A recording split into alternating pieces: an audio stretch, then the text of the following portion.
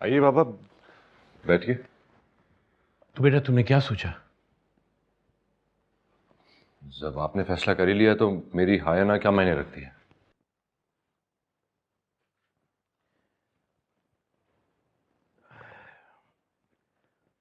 देखो बेटा, हम जो कुछ कर रहे हैं तुम्हारे अपने भले के लिए कर रहे हैं। और फिर तुमने अपने फुप्पो के कारनामे तो देख ही लिए। क्या मतलब? मतलब ये कि नौलखे पे काबिज बनी बैठी हुई है। बजाय इसके अपनी बेटी की शादी बचाएं, उन्हें नौलखे की पड़ी है।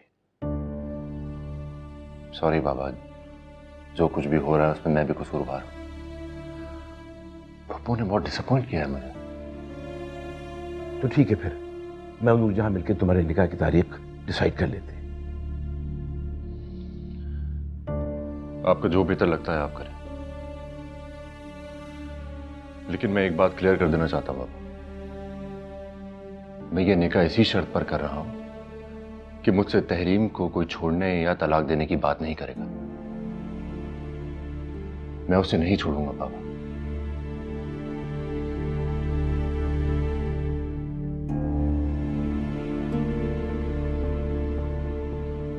ठीक है बेटा, अगर वो यहां रहना चाहती तो हमें कोई इतराज नहीं।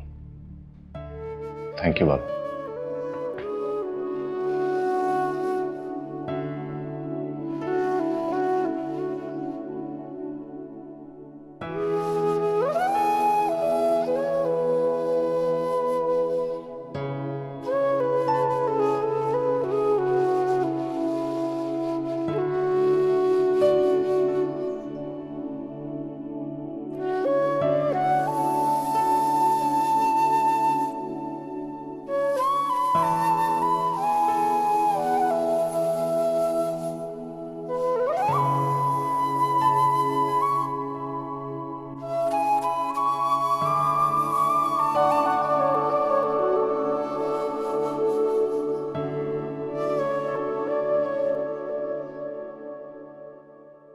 भाई बड़ी ही तेज लड़की है ये तहरीम।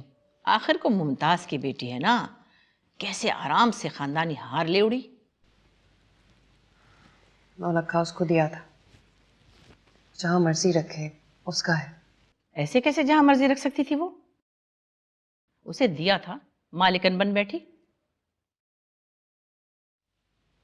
आप लोगों ने भी तो कम बुरा नहीं किया उसके साथ। हर बात में उसे अंधेरे में रखा। मुझे लगा उसे पता होगा कि मेरी शादी हो रही है ज़ैन अली के साथ, लेकिन वो तो ये भी नहीं जानती। तुम उसे अब अपनी दोस्त मत समझो, आस्तीन का सांप है वो। तुम्हारे होने वाले शौहर पर ऐसे डोरे डाले, इस पे जादू चल गया और शादी करके दम लिया उसने। मम्मी मैं बस शफक, तुम किस मिट्टी की बनी हुई हो? मैं तो हैरान हूं तुम पर। तुमने कितने अच्छे तरीके से दिल बड़ा करके उसे शादी की इजाजत दे दी। अब उसकी बारी है कि वो दिल बड़ा करे। और जहां तक सवाल है ज़ैन अली की शादी का, तो वो तो दूसरी शादी अकबर अली को उसकी करनी ही थी।